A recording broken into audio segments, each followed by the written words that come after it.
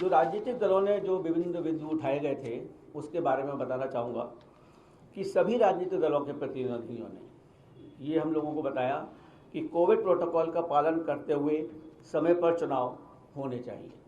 तो सबसे प्रथम सभी दलों ने without any difference of opinion सभी ने कहा कि कोविड को ध्यान में रखते हुए समय पर चुनाव कराए जाए। कुछ दलों के प्रतिनिधियों ने दिन के समय बिना कोविड नियमों का पालन किए हुए चुनावी रैलियों के प्रति अपनी चिंता जाहिर की। साथ ही रैलियों की संख्याओं को नियंत्रित करने की भी मांग की। उन्होंने ये भी सुझाव दिया कि घनी आबादी वाले पोलिंग स्टेशंस को खुले स्थानों में किया जाए ताकि कोविड प्रोटोकॉल का पालन करते हुए मतदान संपन्न हो सके। कुछ दलों के प्रतिनिधि ने मांग की कि 80+ सीनियर सिटीजन्स और दिव्यांग वोटर्स जिन्हें घर बैठे पोस्टल बैलेट की सुविधा दी गई है उनकी सूची भी उनको दी जाए। राजनीतिक दलों के प्रतिनिधियों में से एक ने महिला मतदाताओं की सुरक्षा को ध्यान में रखते हुए पुख्ता इंतजाम करने का अनुरोध किया और पोलिंग बूथ पर पर्याप्त महिला पुलिसकर्मियों की व्यवस्था की भी मांग की ताकि आवश्यकता होने पर महिला मतदाताओं की पहचान, सत्यापन और सुरक्षा व्यवस्थित रूप से हो सके। कुछ प्रतिनिधियों ने प्रशासन के कुछ लोगों के पक्षपाती रवैये की, यानी कि जो बायस्ड अप्रोच है, उसके बारे में भी शिकायत की और दलों के प्रतिनिधियों में से एक ने पुलिस द्वारा उनकी रैलियों पर अनुचित प्रतिबंध लगाने का आरोप भी लगाया। उन्होंने ये भी बताया कि उनके प्रत्याशी भी आर्थिक रूप से इतने सक्षम नहीं हैं कि विज्ञापनों का प्रसारण कर सकें। दलों के प्रतिनिधियों में से एक ने समूचे राज्य में CPF की जल्दी से तैनाती का भी अनुरोध किया। अधिकतर राजनीतिक दलों ने प्रचार प्रसार के दौरान धनबल, शराब, मादक पदार्थों और मतदाताओं को फ्री भी दिए जाने पर संभावना जताई तथा इसके माध्यम से चुनाव प्रभावित होने की चिंता भी व्यक्त की। विभिन्न राजनीतिक दलों के प्रतिनिधियों ने हेट स्पीच तथा रैलियों में बेहिसाब इस्तेमाल किए जाने पर चिंता की। राजनीतिक दलों के प्रतिनिधियों में से एक ने पेड न्यूज़ को लेकर भी अपनी चिंता व्यक्त की है। राजनीतिक दलों के प्रतिनिधियों ने जिन मुद्दों पर अपने आयोग के समक्ष रखे हैं उन सभी मुद्दों से आयोग अवगत है। भारत निर्वाचन आयोग मतदान प्रक्रिया को और अधिक सुगम, सहज, सरल और प्रलोभन मुक्त करने के लिए सदैव प्रयासरत है। भारत निर्वाचन आयोग का हमेशा मानना है कि मतदाताओं के बाद राजनीतिक दल चुनाव प्रक्रिया के महत्वपूर्ण स्टेक होल्डर हैं। आयोग ने राजनीतिक दल के प्रतिनिधियों को आश्वासन भी दिया है कि हमारा प्रयास स्वतंत्र, निष्पक्ष, सहभागी, प्रलोभन युक्त और कोविड सेफ चुनाव कराने का है, inclusive and accessible elections, so that हमारा जो मोटो है that no voter should be left behind, that is our basic motto and commission will do each and every possible act for that particular direction. मैं आपको इसके बारे में बताना चाहता हूं कि जो हमारा मतदाता पंजीकरण का जो अभी कार्यक्रम चल रहा है और जो चला है और 5 तारीख को जो ड्राफ्ट रोल प्रकाशित होना है उसमें हमारे अधिकारियों ने उसमें काफ़ी मेहनत की है और क्या क्या उसके परिणाम हुए हैं वो आपके समक्ष रखना चाहूँगा। जो हमारा विशेष संक्षिप्त पुनरीक्षण जिसको हम SSR बोलते हैं, 5 जनवरी 2022 को निर्वाचक नामावली अंतिम रूप से प्रकाशित की जाएगी। राज्य में अभी तक मतदाताओं की कुल संख्या लगभग 15.02 करोड़ से अधिक है। अंतिम प्रकाशन पर मतदाताओं के वास्तविक आंकड़े स्पष्ट होंगे। इसके बाद भी नामांकन दाखिल करने का आखिरी तारीख तक भी मतदाता क्लेम्स ऑब्जेक्शन सबमिट कर सकते हैं। असल में कुछ लोगों को ये भ्रांति है कि जब ये प्रकाशित हो रही है शायद हमारा नाम उसके बाद जिसमें ना लिखा जाए। तो मैं ये भी बताना चाहूँगा आपके ज़रिए सभी लोगों को कि ये प्रकाशित होने के बाद भी लोग देख लें, अगर किसी का नाम उसमें नहीं लिखा गया है या किसी का नाम कटने से भी रह गया है तो उस तरह के सारे क्लेमों को वो जो हमारे नॉमिनेशन की आखिरी दिन होती है उस तक वो अपने क्लेम्स और ऑब्जेक्शन फाइल कर सकते हैं। तो अभी ये नहीं है कि जी खत्म हो गया अब हमारा नाम कैसे जुड़ेगा। तो ये जो चिंता है किसी के भी दिमाग में वो आप ही इसको निकाल सकते हैं, आप ही वहाँ तक हमें पहुँचा सकते हैं। विशेष संक्षिप्त पुनरीक्षण 2022 के दौरान अब तक 52.8 लाख 52.8 लाख नए मतदाताओं को इलेक्टोरल रोल में सम्मिलित किया गया है, जो कि अपने आप में एक रिकॉर्ड है। इसमें लगभग 23.92 लाख पुरुष और 28.86 लाख महिला मतदाता हैं। इन नए मतदाताओं में 18 से 19 वर्ग आयु वर्ग के करीब 19.89 लाख शामिल हैं, जो कि पिछले SSR के मुकाबले 3 गुने अधिक हैं। यानी कि पिछली बार जो ये 18 से 19 तक के मतदाता थे, इनका परसेंटेज पूरे इलेक्टोरल रोल में कुल 0.51% था, जो कि बढ़कर अब 1.32% हो गया है। हमारा ये उद्देश्य है कि जितने लोग भी 18 साल 1 जनवरी 2022 को हो रहे हैं, वो सभी इलेक्टोरल रोल में शामिल हों। और इसके लिए हमारे अधिकारियों ने बहुत ही डिफरेंट तरह से प्रयास किया। कॉलेजेस में जो इलेक्टोरल लिटरेसी क्लब बनाए, लोग वहाँ पहुँचे जाके और उनसे अनुरोध किया, उनके वो फॉर्म भरवाए गए 6, जिसकी वजह से ये 3 गुना अधिक जो एनरोलमेंट हुआ है। ये इसके लिए अफसरों ने बहुत अधिक कार्य किया है। और एक बहुत और अधिक उपलब्धि हुई है महिला सशक्तिकरण के बारे में, जो महिलाओं को अधिक से अधिक वोटर बनाया गया है। पिछली बार जो इलेक्शन हुआ था 2017 में, उसमें हमारा जो जेंडर रेशो था वो कुल 839 था, यानी कि 839 महिलाएं 1000 पुरुष। अब हमारे सामने बहुत बड़ी चुनौती थी कि भाई इसको महिलाओं को भी अधिक से अधिक लोगों को उसमें भर्ती किया जाए, इसमें इनकी एनरोलमेंट किया जाए। तो हमारे अधिकारियों ने आंगनवाड़ी वर्कर्स, आशा वर्कर्स, ब्लॉक लेवल ऑफिसर जो फीमेल हैं, उनको घर घर भेजा, उन लोगों से बात की और उन लोगों को समझाया कि आपका मताधिकार में होना बहुत आवश्यक है और आपको अपना मत का प्रयोग भी करना है और आप अपनी मतदाता सूची में शामिल हों। उसकी वजह से जो ये बढ़ा है 839 जो 2017 में था, उससे बढ़कर ये 868 पहुंच गया है, जो कि 29 पॉइंट प्रति 1000 के हिसाब से जो बढ़ा है, ये एक अपने आप में एक काफ़ी बड़ा वर्क है। और आप देखते होंगे कि जो पूरे शामिल हुए हैं उसमें 23.92 लाख पुरुष और 28.86 लाख महिला मतदाता हैं। तो जो महिला मतदाताएं बढ़ी हैं वो रफली 5 लाख ज़्यादा हैं पुरुषों के मुकाबले। तो ये जो इस दिशा में काम किया गया है, इसका रिजल्ट भी बहुत अच्छा आएगा, जो कि वोटर टर्नआउट जो मैं आपसे बाद में डिस्कस करूंगा उस पर भी इसका प्रभाव पड़ेगा और पूरा महिलाओं का इसमें पूरा योगदान रहेगा। ये हमारा एक अथक प्रयास है। और इसके बाद सभी डीओ को इंस्ट्रक्शन भी दे दिए गए हैं कि मतदाता सूची से जुड़ी शिकायतों का अगर किसी को 5 तारीख के बाद जो भी हमारा प्रकाशित होगा उसमें किसी की शिकायत रह गई है, उसके बाद भी उसकी शिकायत को अटेंड करें और उसका तुरंत निस्तारण करें। सारे लोगों से हम लोगों ने, जितने भी डिस्ट्रिक्ट मजिस्ट्रेट और डीओस थे, सबसे पूछा है कि उन्होंने सभी पॉलिटिकल पार्टीज के साथ मीटिंग की है, उन्होंने अवगत कराया है, हमको विश्वास दिया है कि सारी पॉलिटिकल पार्टी से मीटिंग हुई है, उनके मिनट्स बने हैं और किसी भी पॉलिटिकल पार्टी का कोई भी ऐसी शिकायत नहीं है जिसका कि निस्तारण अभी तक नहीं किया गया है। उसके बावजूद भी आदेश दिए गए हैं उनको कि अगर किसी की भी शिकायत आती है उसका तुरंत निस्तारण करें और उनके साथ मीटिंग करें। मुख्य निर्वाचन अधिकारी ने हम लोगों को ये भी अवगत कराया, क्योंकि हमारा जो प्रयास है दिव्यांगजनों के लिए, सीनियर सिटीजन्स के लिए एक समाज कार्यकृत है और आयोग उसमें चाहेगा कि उनकी भागीदारी पूरी तरीके से हो। तो अभी तक जो पोजीशन है उसके हिसाब से इस राज्य में 10,64,266 दिव्यांग मतदाता हैं और 80 वर्ष से अधिक आयु के जो मतदाता हैं वो 24,03,296 मतदाता हैं और 2,97,442 सर्विस मतदाताओं को भी आइडेंटिफाई किया गया है।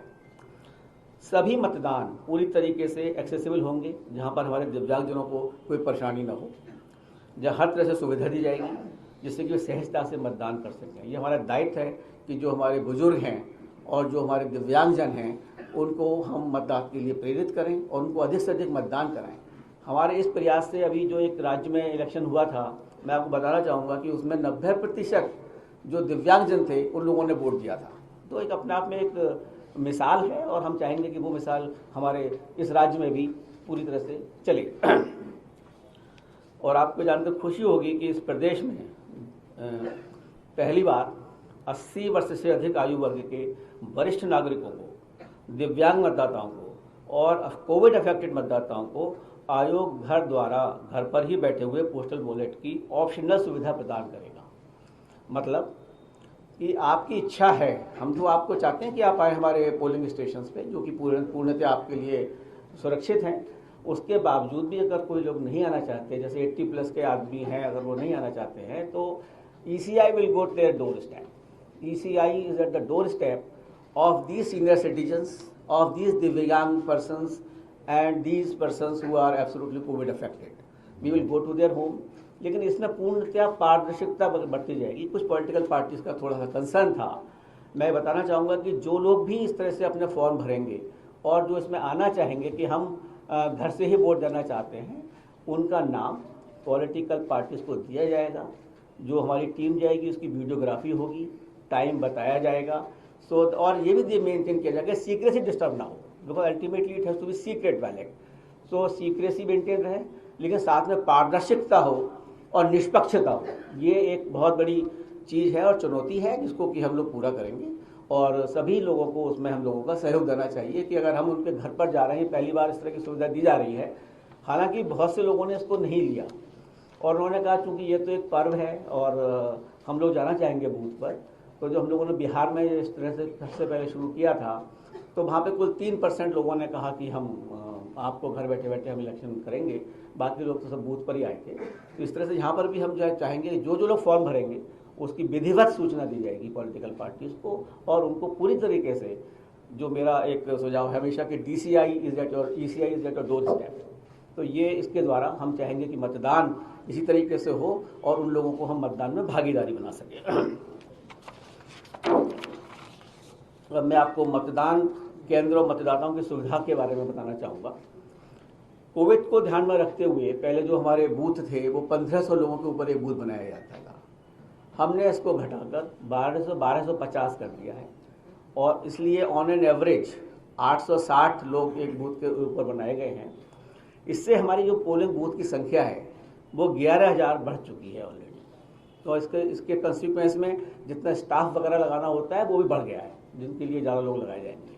तो हमारे बूथ जो हो गए हैं वो 1,74,351 मतदान स्थल हैं, और इस तरह के बूथ हमारे जो बढ़ाए गए हैं वो 11,000 हैं।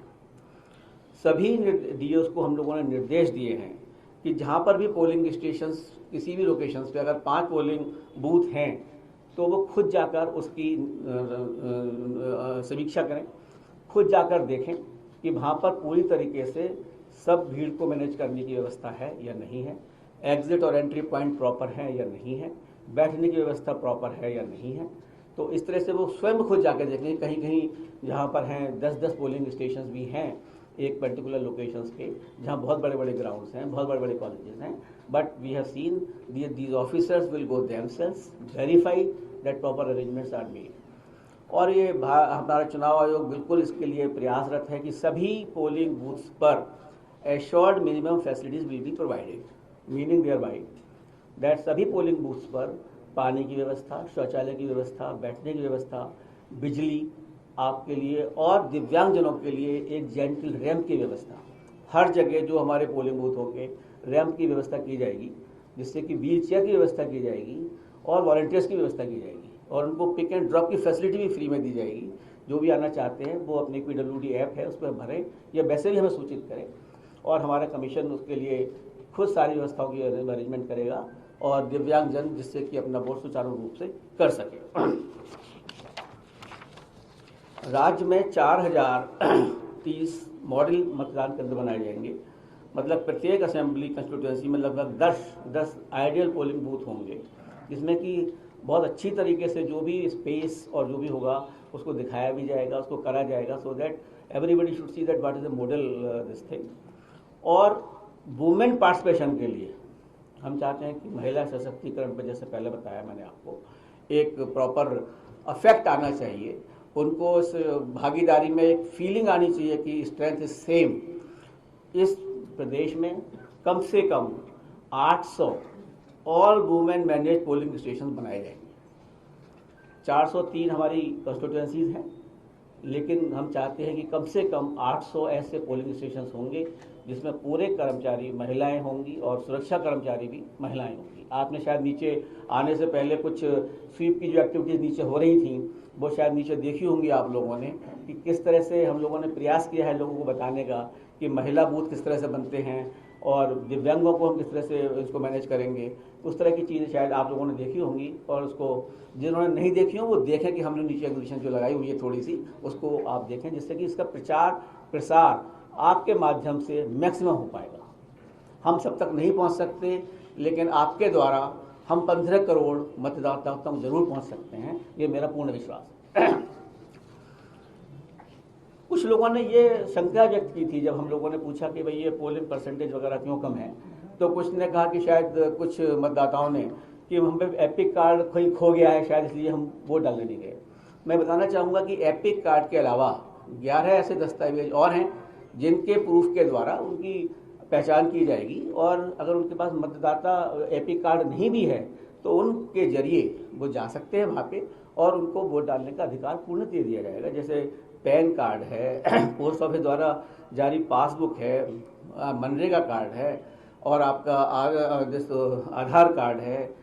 इस तरह के कई 11 हमारे दस्तावेज हैं जिनके थ्रू वो जा सकता है, और कोई ये मतलब फील ही ना करे कि मेरा नाम अगर सूची में है और मुझ पर एपिक कार्ड नहीं है तो मतदाता मैं कार्ड अपना उपयोग नहीं कर पाऊँगा, क्योंकि सबसे इम्पोर्टेंट चीज़ है अब वोट डालना। उसके लिए हमारा आयोग जो भी संभव प्रयास होगा उसमें कहीं पीछे नहीं हटेगा, और अगर आपको भी कोई सजेशन देने होंगे तो आप हमें भेजें, और हम चाहेंगे कि हमारे इस प्रदेश का टर्नआउट भी बढ़े, वो भी बहुत आवश्यक है, जिसके बारे में मैं आपको बताना चाहूँगा। जैसे कि 2019 के चुनावों से भी हो रहा है, इस बार भी उत्तर प्रदेश में सभी बूथों पर ईवीएम एंड वीवीपैट सभी बूथों पर लगाई जाएगी, और ऑनरेबल सुप्रीम कोर्ट के आदेशानुसार हर असेंबली कंस्टिट्यूंसी में कम से कम 5 पोलिंग स्टेशन की वीवीपैट स्लिप्स को ईवीएम काउंट से मैच किया जाएगा। आयोग ने सीईओ को ईवीएम और वीवीपैट के बारे में व्यापक जागरूकता और उपयोग में आसानी के लिए फिजिकल तथा डिजिटल पहुंच बढ़ाने के लिए भी कहा है कि सभी लोगों को इसके बारे में बताया जाए। अगर किसी की भ्रांति है उसको दिखाया जाए कि ये ईवीएम है, ये वीवीपैट है, और इसको आप खुद देख सकते हैं कि जो आपने बटन दबाया हुआ है वो आपको दिख रहा है। और आई थिंक देखने से बड़ा प्रमाण कुछ नहीं होता। Seeing is believing. If you can see it you can believe it, even that if you do not believe it you can not believe your eyes. तो इस तरह का जो प्रचार है उसको हम वीडियो के जरिए, फिजिकल पहुंच के जरिए, और सभी जो वैन भी हैं उसके थ्रू हम लोगों तक पहुंचाने की कोशिश करेंगे कि सबको इसके बारे में पूर्ण जागरूकता हो। एक और इम्पोर्टेंट स्टेप है, पारदर्शिता के माध्यम में रखते हुए, जितनी नेट कनेक्टिविटी पूरे प्रदेश में पूरी तरह से नहीं है, उसके बावजूद 1,74,351 मतदान स्थलों में से एटलीस्ट 1 लाख मतदान स्थलों पर वेबकास्टिंग की जाएगी, लाइव वेबकास्टिंग पोलिंग बूथ के अंदर, कि सो डैट हम सबको दिखा सकें कि पारदर्शिता पूरी तरीके से है बूथ के अंदर। हम लोग खुद मॉनिटर करेंगे, डीओ मॉनिटर करेंगे, पूरा सिस्टम होगा मॉनिटर करने का, जिससे कि किसी बूथ की पारदर्शिता सभी के सामने उपलब्ध हो और किसी तरह की भी गड़बड़ी किसी भी बूथ में ना होने पाए। अब मैं आपको बताना चाहूँगा वोटर टर्नआउट के बारे में। देखिए, ये उत्तर प्रदेश एक बहुत बड़ा प्रदेश है। ये प्रदेश नहीं, अपने आप में एक बड़ा देश की बराबर एक वो है, जहाँ पे 403 असेंबली कंस्टिट्यूएंसीज हैं। उसके बावजूद यहाँ की जनसंख्या भी बहुत जागरूक है, पॉलिटिकली भी जागरूक है। उसके बावजूद 2017 में जो मतदान का प्रतिशत था वो कुल 61% था, और 61% से लोकसभा का जब इलेक्शन हुआ तो और घटकर 59% रह गया। ये हमारे लिए एक थोड़ा चिंता का विषय है कि इस इतने बड़े प्रदेश में जहाँ पे पॉलिटिकल जागरूकता पूर्णतया है, वहाँ पर पोलिंग परसेंटेज इतना कम क्यों है। तो हमने इस चीज़ के लिए सभी जिला निर्वाचन अधिकारियों को भी आदेश दिए और उससे समीक्षा भी की है हम विभिन्न टाइम पर कि ये क्यों कम है और उसके लिए हम लोगों को क्या करना चाहिए। तो सभी डिस्ट्रिक्ट मजिस्ट्रेट्स ने, जितने भी डीओज हैं हमारे, उन्होंने खुद देखा कि कहाँ कहाँ हमारी जो असेंबलीज़ हैं, जहाँ जहाँ हमारे बूथ हैं, जहाँ पर कम परसेंटेज है स्टेट एवरेज से भी, उनको चिन्हित किया है और वहाँ पर जागरूकता के लिए विभिन्न प्रयास किए गए हैं, जिसमें कि आंगनबाड़ी और आशा वर्कर्स के थ्रू पहुँचा गया है। कुछ महिलाएं आइकन्स हम लोगों ने बनाई है, वहाँ पहुँचा गया है और आइडेंटिफाई किया गया है कि क्यों मतदान है। उनको जागरूकता करने के लिए स्वीप की एक्टिविटीज़ बढ़ाई गई हैं, जिससे कि उनको वोटिंग के लिए प्रेरित किया जा सके और वो वोट डालने आए। और जैसा मैंने बताया कि ऑलरेडी हमने महिलाओं को और युवाओं को इस बार काफ़ी हद तक इसमें इन्वॉल्व किया है, तो इसलिए हमें उम्मीद है कि उनके भागीदारी के द्वारा जितने अवेयरनेस प्रोग्राम चलाए जाएंगे वो उसमें भागीदारी करेंगे और जो ये परसेंटेज वोटिंग परसेंटेज का है ये बढ़ना चाहिए। और मैं चाहूँगा कि आप लोग भी इस दिशा में प्रयास करें कि मतदाता का जो मताधिकार मिला है उसको हम खाली 61% लोग यूज़ कर रहे हैं। ये एक ऐसा देश था जहाँ पर आज़ादी के फ़ौरन बाद सभी 18 वर्ष से लोगों को ऊपर कोई मतदान प्राप्त हो गया था, सारे एडल्ट लोगों को। तो इसकी हम लोगों को महत्ता समझनी चाहिए और इसमें हमें भागीदारी लेनी चाहिए, तभी हम इस चीज़ के हकदार होंगे कि सरकार ने ये काम अच्छा किया या नहीं किया। वरना अगर 60% मतदान रहेगा तो ये काफ़ी कम है, जो कि इस स्टेट को बढ़ाना पड़ेगा। और हमारे सारे प्रयास होंगे इसमें, बूथ की अवेयरनेस, पोलिंग की अवेयरनेस, लोगों की अवेयरनेस, पूरी स्वीप एक्टिविटीज़ जो हमारी होंगी वो इसके ऊपर चलेंगी। अब मैं आपको बताना चाहूँगा कोविड प्रोटोकॉल के बारे में, क्योंकि ये एक अचानक एक नया आयाम जुड़ गया है, जो कि अभी तक लग रहा था कि कोई कोविड की प्रॉब्लम नहीं है। और अभी मैं यहाँ पर आने से पहले कमीशन ने हेल्थ सेक्रेटरी से भी बात की और मुख्य सचिव से भी बात की इसके बारे में। तो जो आज बताया गया हम लोगों को कि यहाँ पर 86% लोगों को यूपी में पहली डोज लग चुकी है वैक्सीनेशन की, और 49% लोगों को सेकंड डोज भी लग चुकी है। यानी कि रफली 50% लोग यहाँ पर फुल्ली वैक्सीनेटेड हैं। और ये भी हमें आश्वासन दिया गया है कि 15-20 दिन के अंतर्गत सभी एलिजिबल लोगों को और जो यहाँ पर अवेलेबल हैं उनको पहली डोज सबको लग जाएगी। हम लोगों ने आदेश दिए हैं कि इसको फ़ौरन ही कार्यवाही की जाए और वैक्सीनेशन को बढ़ाया जाए, जिससे कि जल्दी से जल्द एटलीस्ट 100% लोग should be absolutely with A first dose and all eligible should be given the second dose also. And जो यहाँ पर मैंने ओमाइक्रॉन के केस के बारे में भी समीक्षा की कि पूरे यूपी में कितने केस आए हैं, तो मुझे मालूम पड़ा कि केवल 4 केस अभी तक यहाँ आए हैं। उसमें से 3 लोग तो ठीक होकर वापस भी चले गए हैं, वो लोग बाहर से ही आए थे। एंड नोएडा, गाजियाबाद, मेरठ की उसमें थे, एक रायबरेली में था। तो वो लोग 3 तो ठीक भी होकर वापस चले गए, वो निगेटिव हो चुके हैं। एक शायद अभी कल परसों में कोई आया है, उसको ये लोग देख रहे हैं।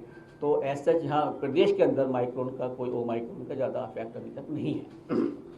उसके बावजूद भी इन लोगों को हम लोगों ने पूरी तरीके से ये बता दिया गया है कि कोविड को देखते हुए, और हमने इसके बारे में यूनियन हेल्थ सेक्रेटरी से भी चर्चा की थी यहाँ पर आने से पहले। We had already met the health secretary of union of India, और उनसे भी इसके बारे में पूरी चर्चा करी थी कि कोविड वैक्सीनेशन इन 5 पोल बाउंड स्टेट में बढ़ाना ही पड़ेगा और it has to be एक्सपीडाइटेड।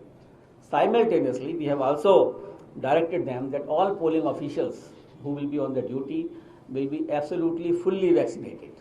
100% vaccination वही लोग होंगे जो ड्यूटी पर लगाए जाएंगे, और जो हमारे पोलिंग ऑफिशियल्स हैं उनको फ्रंट लाइन वर्कर का दर्जा दिया जाएगा और उसके लिए आदेश जारी हो चुके हैं।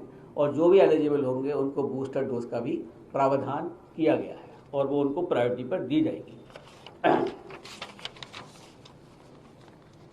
कोविड के दृष्टिगत भी जो सभी चीज़ें आवश्यक हैं वो हर पोलिंग बूथ पर होंगी। हमारा हर polling booth COVID compliant behaviour के साथ वर्क करेगा। सभी डीओस को निर्देश दिए गए हैं और लोगों ने सामग्री जितनी भी है, जैसे थर्मल स्कैनर हैं, मास्क हैं, सैनिटाइजर्स हैं, they have already been under the process of procurement, and each and every voter who comes to the polling stations will be provided these facilities also. And इन लोगों के social distancing का भी पूरा ध्यान रखा जाएगा। इसीलिए सारे डीओस को कहा गया है कि खुद जाकर देख कर आएँ। इसीलिए पोलिंग स्टेशंस का जो नंबर है वो बढ़ाया गया है और लोगों को जो है कम किया गया है। और इसके अंतर्गत ही मैं एक चीज़ और कहना चाहूँगा जो मैं आपके थ्रू बताना भी चाहता हूँ। अभी तक कमीशन ने ये डिसीजन लिया है कि पोलिंग टाइम का भी 1 घंटे बढ़ाया जाएगा। जो अभी तक यहाँ पर 8 से 5 तक था, उसको 1 घंटा बढ़ा दिया जाएगा, जिससे कि सोशल डिस्टेंसिंग अगर हम मेंटेन करते हैं और थोड़ा ज़्यादा टाइम लगता है तो उसको भी उसमें संज्ञान में लिया जाएगा और ये 1 घंटे का टाइम अक्रॉस द स्टेट बढ़ा दिया जाएगा, एक्सेप्ट जहाँ LWE अफेक्टेड एरियाज हैं उसको ध्यान में रखते हुए बाकी पूरे स्टेट में 1 घंटे का टाइम सबको बढ़ा दिया जाएगा। और राज्य, जिला और विधानसभा के स्तर पर भी हेल्थ नोडल ऑफिसरों को भी नामांकित कर दिया गया है। सारे हेल्थ नोडल ऑफिसर्स को नामांकित किया गया है। They will be responsible for the district at every booth level also. There will be nodal officer of health who will ensure that all polling booths are fully sensitised, और उनका जो पूरा sanitisation है वो भी प्रॉपर है। जो mask वगैरह होंगे उनका जो वेस्ट डिस्पोजल है उसको प्रॉपर तरह से किया जाएगा, जिससे कि किसी तरह की भी शंका किसी के दिमाग में ना हो। और प्रॉपर कम्युनिकेशन भी किया जाएगा कि हमारे बूथ जो है वो प्रॉपरली मैनेज्ड हैं, सैनिटाइज्ड हैं, आप अपना वोट इसमें आकर कर सकते हैं।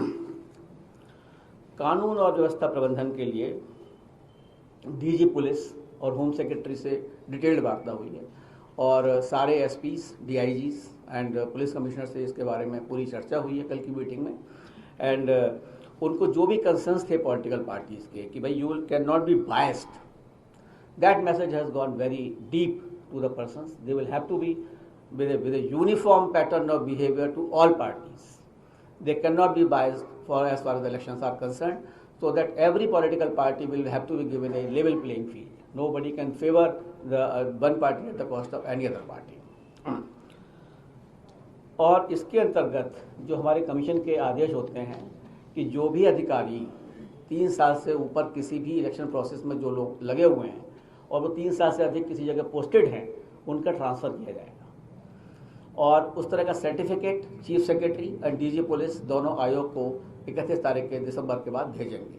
मैं ये बताना चाहता हूँ जो आज सुबह की समीक्षा हुई है उसमें 5000 से अधिक पुलिसकर्मियों का ऑलरेडी ट्रांसफ़र हो चुका है और जो थोड़े बहुत रह गए हैं वो कर दिए जाएंगे और 1 जनवरी को उन दोनों ने आश्वासित किया है कि सर्टिफिकेट हम लोगों को दिया जाएगा।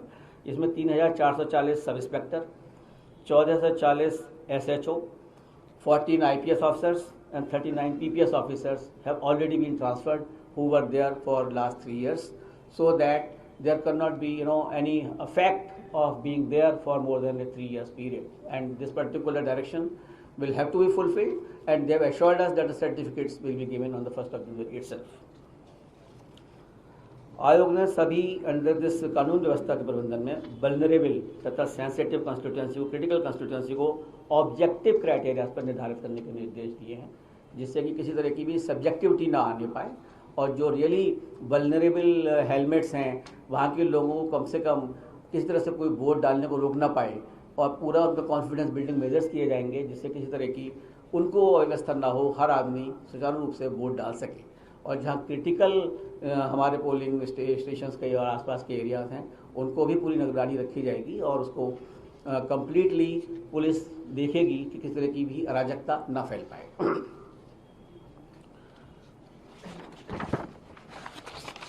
सभी सीमा चौकियों पर 24 घंटे CCTV निगरानी कैमरों से रखा जाएगा। अनैतिक गतिविधियों को रोकने के लिए मजबूत सीमा जांच के लिए विस्तृत योजना तैयार की जाएगी। निर्देश दिया है कि राज्य पुलिस की सीमावर्ती राज्यों के समकक्षों के साथ नियमित बैठक की जाए और सीजस की वीकली रिपोर्ट समीक्षा करें। सभी जो हमारे राज्य से लगे हुए राज्य हैं और इंटरनेशनल बॉर्डर्स हैं, सभी को ये निर्देश दिए गए हैं कि जो दूसरे राज्यों के समकक्ष अधिकारी हैं up to the chief secretary level, they will have a meeting and they will ensure that those persons cannot infiltrate through the borders of the other states to create any nuisance into the poll processes of this particular state. मैं आपको एक app के बारे में बताना चाहूँगा जिसमें कि देखिए कोई भी प्रक्रिया हो अगर जन भागीदारी नहीं है तो वो कोई भी चीज़ सफल नहीं हो सकती और उसके लिए आयोग ने एक C-Vigil ऐप का वो किया है, उपयोग किया है जिसमें कि C-Vigil मैं चाहूँगा कि सभी लोग इसको डाउनलोड करें और जन भागीदारी से इसको यूज़ करें। उसमें क्या है कि अगर कहीं पर भी कोई MCC का वायलेशन हो रहा है या कोई अनैतिक चीज़ हो रही है या कोई डिस्ट्रीब्यूशन ऑफ मनी और लिकर हो रहा है, किसी तरह से भी अगर कोई उसका फ़ोटो या इन्फॉर्मेशन उसको खाली अपलोड करना है, उसमें फ़ोटो खींचना है या इन्फॉर्मेशन लिखनी है और अपलोड करके भेज देना है। नाम लिखना चाहे उसकी इच्छा, नाम ना लिखना चाहे उसकी इच्छा। Within 100 minutes, our team will reach over there. That will inquire what is happening, as suitable action will be taken. कुछ स्टेट ने इसको बहुत अच्छी तरह से यूज़ किया तो जिससे कि MCC का वायलेशंस या कोई इस तरह की प्रलोभन युक्त चीज़ें जो भी कुछ हुई उसको फ़ौरन हम लोगों की टीम पहुंची और उसको फ़ौरन कार्यान्वित किया गया। तो इस स्टेट ने भी मैं चाहूँगा, केरला ने इसको यूज़ किया बहुत अच्छी तरीके से और फ़ौरन इसमें एक्शन लिया गया तो बाकी लोग भी सचेत हो जाते हैं कि भाई हमें कोई देख रहा है और जन भागीदारी है। मतलब common man will download it, take a photograph and will send it. It makes a lot of difference. And I would like that youngsters who are very good in app, unlike me, they can definitely use it faster and they can help the Election Commission of India to make it more vigilant. Until unless you are vigilant, I think we are not fit persons for that. So society will have to be vigilant. The persons will have to be vigilant. Everything cannot be left to the officers and commission. तो मैं चाहूँगा कि जन भागीदारी इसमें पूर्णतया हो इस स्कीम में, तभी हम इसको बिल्कुल निष्पक्षता से इलेक्शंस को करा पाएंगे. निर्वाचन व्यय के निगरानी के संबंध में जितने भी एनफोर्समेंट एजेंसीज थी, हमने उन सबसे आपको बात जो मैंने बताया वो हमने की है। इनकम टैक्स डिपार्टमेंट ने क्यूआरटी टीम का आयोजन किया है। इनकम टैक्स डिपार्टमेंट ने जो भी एक्सपेंडिचर सेंसिटिव कंस्टिट्यूएंसीज हैं उनको चिन्हित किया है और उनको निर्देश दिए गए कि जहाँ पर भी ब्लैक कैश मनी कहीं पर भी अगर उसका वितरित होता है उसको तुरंत उस पर कार्रवाई करें और इसके ऊपर एक्शन लें।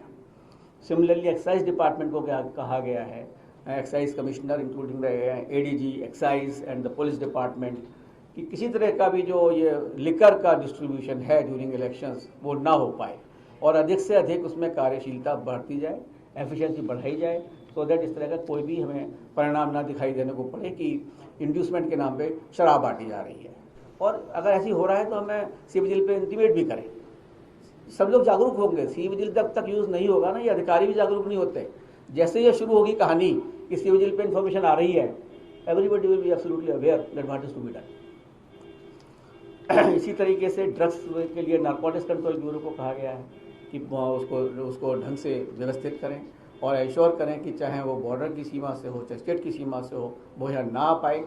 क्योंकि देखिए उत्तर प्रदेश और उत्तराखंड दोनों में ही चुनाव होंगे, जब भी होंगे तो मैं चाहूँगा कि उस तरह की चीज़ें जो हैं दोनों स्टेटों में अफेक्ट करती हैं, हमने दोनों से स्टेट से इस तरह की समीक्षा की है और बैंक को आदेश भी दिए हैं कि इसको टोटली ड्राई अप किया जाए। सिमिलरली फ्री बीज डिस्ट्रीब्यूशन के लिए भी हम लोगों ने कहा है CGT and commercial tax department को कि इस तरह की चीज़ें ना हो पाएँ और इनका डिस्ट्रीब्यूशन पूरी तरह से रोका जाए। फ्रीवीज का डिस्ट्रीब्यूशन 100% रोकना पड़ेगा और जहाँ जहाँ भी इस तरह के गोडाउन में उसकी वो हो रही है उसकी निगरानी भी की जा रही है।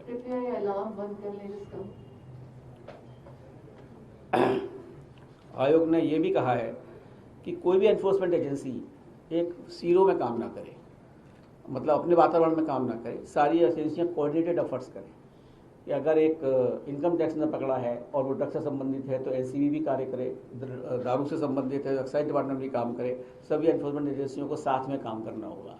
जितनी अनमैन्ड हेलीपैड्स हैं, ये एयर स्ट्रिप्स हैं, उनके लिए भी निगरानी की पूर्ण व्यवस्था की गई है, जिससे कि कोई अनचार्टर फ्लाइट इस तरह से ना आ पाए जो कि किसी तरह से भी इलेक्शन को विशिएट करे। रेलवेज, एयरफोर्स, इन सभी को पूर्णतः आदेश दिए गए हैं कि इसको बस सख्ती से कार्रवाई की जाए अगर कहीं भी इस तरह की चीज़ उनकी नज़र में आती है। एक अन्य बहुत इम्पॉर्टेंट चीज़ है क्रिमिनल एंटीसिडेंट, आपराधिक पृष्ठभूमि के कैंडिडेट जो खड़े होते हैं, तो ये एक बहुत इम्पॉर्टेंट चीज़ है कि उन लोगों को खुद जो कैंडिडेट है अगर आपराधिक पृष्ठभूमि के हैं तो उन लोगों को मीडिया में, पेपर में, टीवी पे प्रसारित करना होगा। अलॉन्ग विद एफिडेविट तो फाइल करेंगे ही करेंगे, जो हमारे सामने समक्ष करते हैं कि ये मेरे खिलाफ धाराएं लगी हुई हैं, मेरी क्रिमिनल पृष्ठभूमि है। और इसके अलावा जो पॉलिटिकल पार्टीज़ हैं उनको भी बताना होगा कि इन्होंने ये आदमी को क्यों लिया है, उनको पब्लिसाइज करना पड़ेगा कि इस आपराधिक छवि के व्यक्ति को क्यों चुना गया है और उसका क्या कारण है, क्योंकि क्या क्लीन व्यक्ति दूसरा नहीं है। Winnability is not the criteria कि वो हम जीत जाएगा। तो इस तरह से पब्लिक को पूर्णतया इन्फॉर्मेशन होगी कि कौन से कैंडिडेट आपराधिक छवि के हैं और कौन से कैंडिडेट क्लीन हैं। बाकी चॉइस तो वोटर के हाथ में है, voter is supreme to elect the persons. So ultimately but this particular thing will have to be done. और ड्यूरिंग द इलेक्शंस ECI एक जो हमारा एक ऐप है, वोटर हेल्पलाइन ऐप, उसमें भी एक ऐप जारी करेगा जिसमें कि उस कैंडिडेट के इस तरह की जो आपराधिक पृष्ठभूमि है उसके कारण चिन्हित होंगे। And model code of conduct तो जब भी इलेक्शन अनाउंस होंगे तब लगेगा और उसमें सभी पॉलिटिकल पार्टी से आग्रह किया जाता है आपके थ्रू कि वे मॉडल ऑफ कंडक्ट का प्रोविजंस का पूर्णतः पालन करें उस पीरियड के अंतर्गत और साथ में मर्यादाओं को अपने ध्यान में रखें, मर्यादाओं को ना तोड़ें। और जो मीडिया है, पेड न्यूज़ है, सोशल मीडिया है, तो सोशल मीडिया और पेड न्यूज़ के ऊपर भी पूर्णतः निगरानी रखी जाएगी और अगर किसी तरह का भी कोई भी इस तरह की पोस्ट वगैरह की जाएगी जो कि इलेक्शन प्रोसेस को विशिएट करे, उसके खिलाफ कार्रवाई की जाएगी। मैं सारांश में बताना चाहता हूँ क्योंकि मैंने आपको काफ़ी चीज़ों के बारे में बताया, तो जो मुख्य बिंदु हैं तो I would like to reiterate that Bharat ji नया वोटिंग टाइम हम आपको 1 घंटा बढ़ा देंगे, उसके बाद हम उसको क्वेश्चन पीरियड में आपको क्वेश्चन जब आएंगे आपको बता दिया जाएगा। भारत का चुनाव आयोग स्वतंत्र, निष्पक्ष, शांतिपूर्ण, सुलभ, समावेशी और प्रलोभन मुक्त कोविड सेफ चुनाव कराने के लिए अपनी प्रतिबद्धता को दोहराता है। कोविड सिचुएशन को ध्यान में रखते हुए सारे जो रैलीज हैं उसको पूरा ध्यान रखा जाएगा। सभी मतदान केंद्रों और मतदान कर्मियों के लिए कोविड सुरक्षित प्रोटोकॉल का अनुपालन सुनिश्चित किया जाएगा। मतदान स्थलों पर भीड़ प्रबंधन हेतु प्रवेश निकास के उचित संकेतक सुनिश्चित किए जाएंगे। कोविड की स्थिति को ध्यान में रखते हुए 11,000 नए बूथ बनाए जाएंगे। इलेक्टर जेंडर रेशो जो मैं आपको बता चुका हूँ 2017 की अपेक्षा 29 अंक बढ़कर 868 हो चुका है और 18 से 19 साल की आयु वर्ग के मतदाताओं की संख्या लगभग 3 गुना बढ़ चुकी है और महिलाओं को मतदाताओं को ध्यान रखते हुए करीब 800 ऑल वुमेन मैनेज बूथ बनाए जाएंगे और पक्षपातपूर्ण व्यवहार करने वाले अधिकारियों के साथ आयोग की 0 टॉलरेंस है और ऐसे एयरिंग अधिकारियों पर आयोग कड़ी कार्यवाही करेगा। और एनफोर्समेंट एजेंसियों को हम लोगों ने बोल ही दिया है कि चाहे अंतर्राष्ट्रीय सीमा हो, चाहे राष्ट्रीय सीमा हो, चाहे राज्य की सीमा हो, उस पर किसी तरह की भी शराब, ड्रग्स, मुफ्त और नकदी की आवाजाही पर प्रभावी रूप से रोक लगाई जाएगी। चुनाव लोकतंत्र का पर्व है, is a festival of democracy and we should celebrate into that spirit only. मुझे उम्मीद है, हम आशा करते हैं कि सभी मतदाता पूरी भागीदारी करेंगे। मैं राजनीतिक दल के प्रतिनिधियों और नागरिकों से स्वतंत्र और निष्पक्ष चुनाव सुनिश्चित करने में अपना सहयोग देने का पुनः आग्रह करता हूं।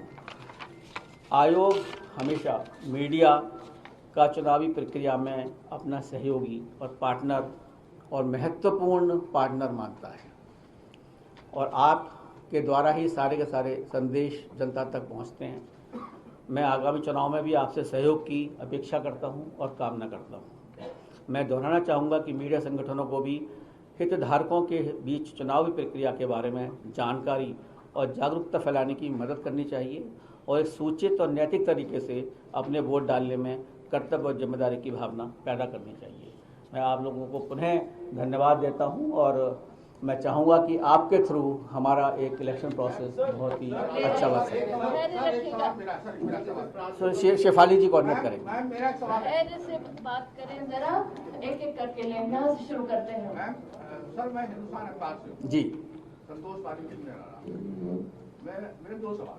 एक सवाल पूछिए और लोगों को मौका मिलना चाहिए। एक उसी से जुड़ा हुआ सवाल। एक सवाल ये है कि क्या आयोग के संज्ञान में ये आया है कि प्रदेश के सभी थानों पर थाना प्रभारी या थाना इंचार्ज या एसआई जो अल्पसंख्यक वर्ग के हैं उन्हें हटाने के आदेश हो गए हैं।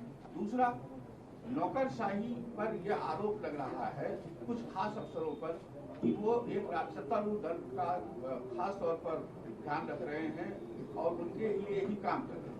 देखिए, मैंने दोनों का जवाब शायद अपनी भाषण में दिया है आपको कि जो आदेश दिए गए हैं वो खाली ये दिए गए हैं कि जो भी किसी इलेक्शन प्रोसेस में इन्वॉल्व हैं उनका ट्रांसफ़र किया जाएगा।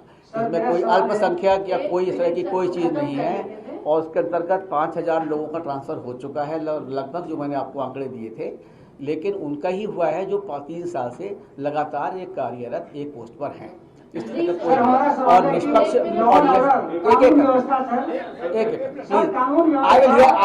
I will give a reply to everyone. I'll give a reply. Please. Sir, कानून व्यवस्था उत्तर प्रदेश का एक करके मैं आपको अपना नाम और मीडिया ऑर्गेनाइजेशन बता दें। मैंने अभी CNN News 18 Anshu, my question is that you have spoken in detail about the protocols we will be following when the polling takes place.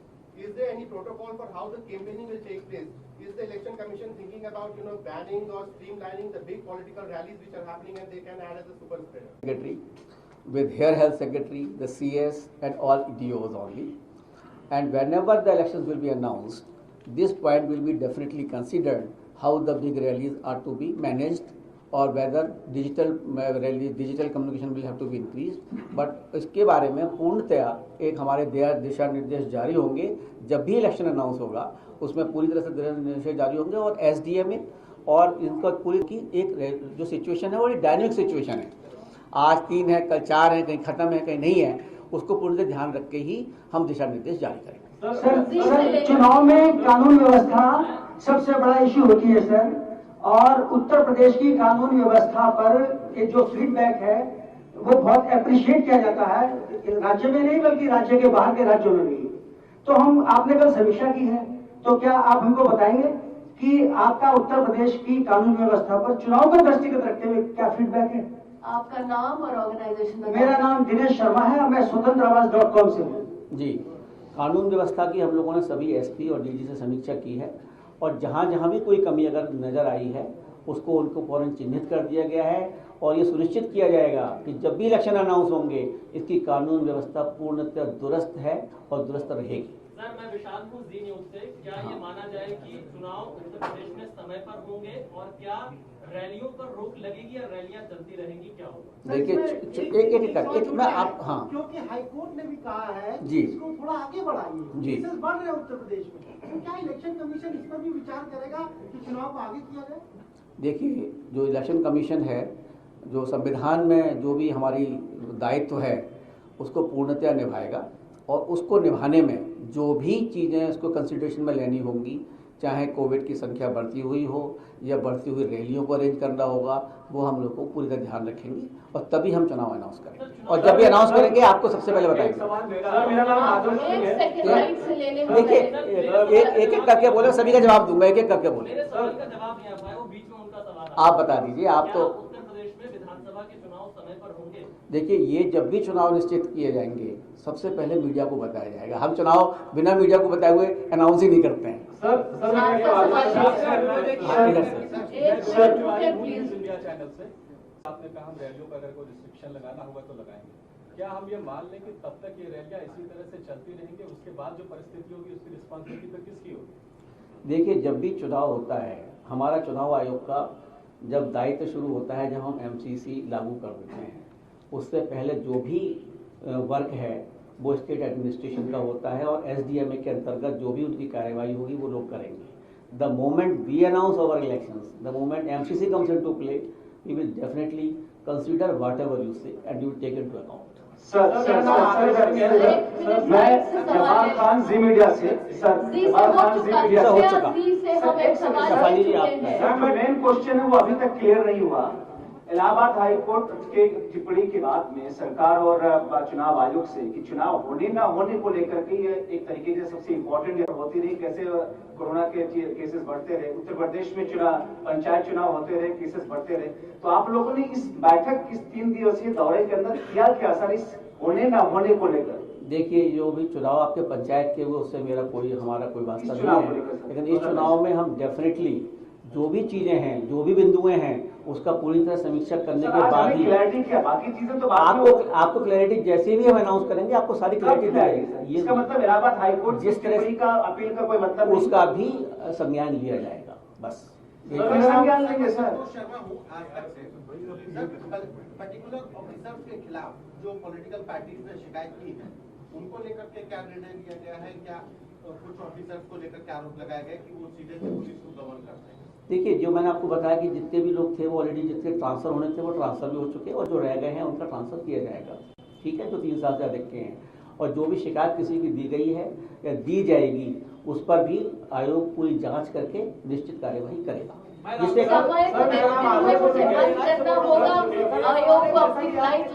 देखिए ये यूपी है, संयम से काम करिए और ये यूपी की जो प्रथा है, यूपी का जर्नलिस्ट जो है बहुत ही जागरूक और मर्यादा रखने वाला है, उसी मर्यादाओं में करें। आपने कहा सर कि मतदाता जो ये घट रहे हैं इसको बढ़ाना है, आपने कहा कि तमाम जागरूकता अभियान चलाए जा रहे हैं और उम्मीद भी हो सकता है कि 65% तक रहे इस बार 61 साल। तो सर ये बताएं, सवाल यहाँ उठता है कि प्रदेश में फर्जी वोटर आईडी कार्ड बहुत बने हैं, एक व्यक्ति का 2-2, 3-3 बने, प्रदेश में कमा रहा है, उसके पास वहाँ वोटर आईडी कार्ड है, गाँव में भी है जहाँ वो मूल निवासी है।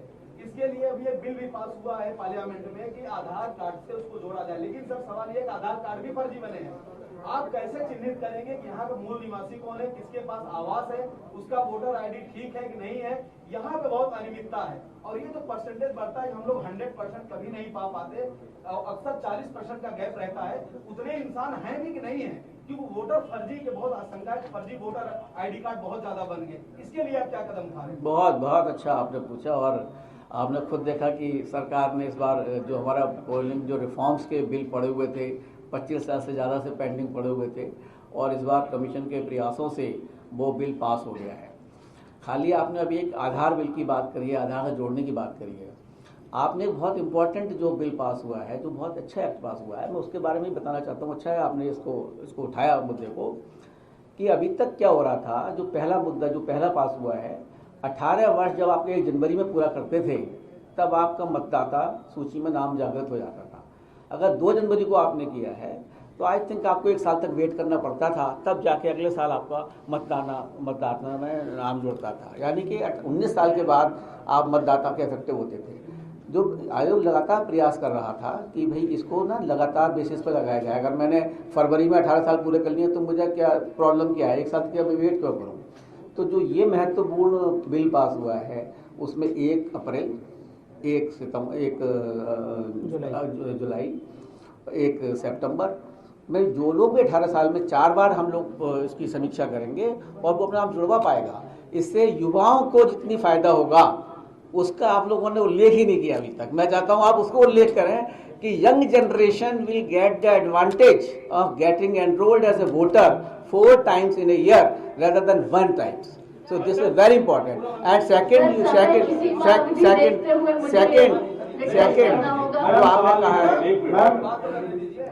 एक जो सेकंड वाला जो आपने बताया हुआ है, हम उसके लिए पूरी तरह से प्रयास रखते हैं। और इस समय भी जो डिलीट किए गए हैं, जो लोग डेड हो गए हैं, जो लोग परमानेंटली शिफ्टेड हो गए हैं, उसको खाली आधार नहीं, उसको हमारी और भी प्रक्रियाएं हैं जो डेमोग्राफिकल सिमिलर एंट्रीज हैं, फोटोग्राफिकली सिमिलर एंट्रीज हैं, उनको चिन्हित किया गया और उन पर कार्यवाही की गई और उसको क्लीन हमारा इलेक्टोरल रोल करने का पूरा उद्देश्य।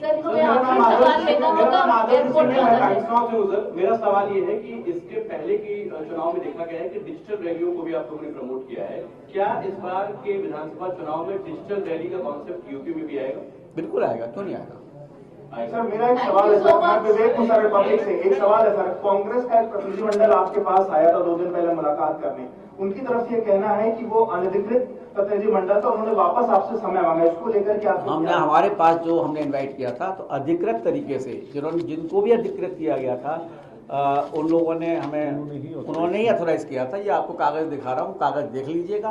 उन्होंने ही अधिकृत किया था। जिन्होंने लिखा हुआ है लेटर कि हमने अधिकृत नहीं किया था, पेपर में आपको दे दूंगा, अगर आप चाहें तो छाप दें इसको उठा सर एक सवाल ये है कि कोविड पेशेंट जो होंगे, सर एक सवाल ये है कि जो कोविड संक्रमित मरीज होंगे उनकी वोटिंग कैसे होगी? जो कोविड संक्रमित होंगे उनको वोट करने का अधिकार कैसे? हाँ, बिल्कुल, बहुत सही आपने सवाल किया। कोविड संक्रमित लोगों को हम घर जाके अगर वो फॉर्म 12BD भरते हैं कि मैं घर पर हूँ, मैं कोविड संक्रमित हूँ, हमारी टीम घर जाएगी, बाकायदा PPE किट पहन के जाएगी और उनका वोट लेकर आएगी।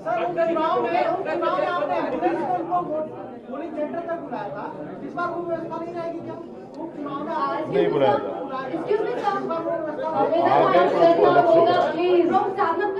सर मेरा सवाल ये है, मैं लेट आई हूँ, मुझे नहीं पता आपने इसमें क्या महत्वपूर्ण जानकारी दी है।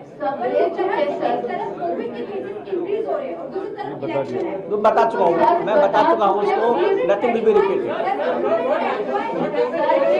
समय जो 1 घंटे बढ़ाने की बात है सर, जो समय 1 घंटे बढ़ाने की बात है सर, उसका समय क्या है ये बताएंगे आयोग को अपनाने में? ये आपको बता देंगे हम कि 7:30 से 5:30 होगा या 8 से 6 होगा। हम आपको पूरा जागृत बना देंगे, लेकिन 1 घंटा बढ़ा दिया है ये पक्का है। ठीक।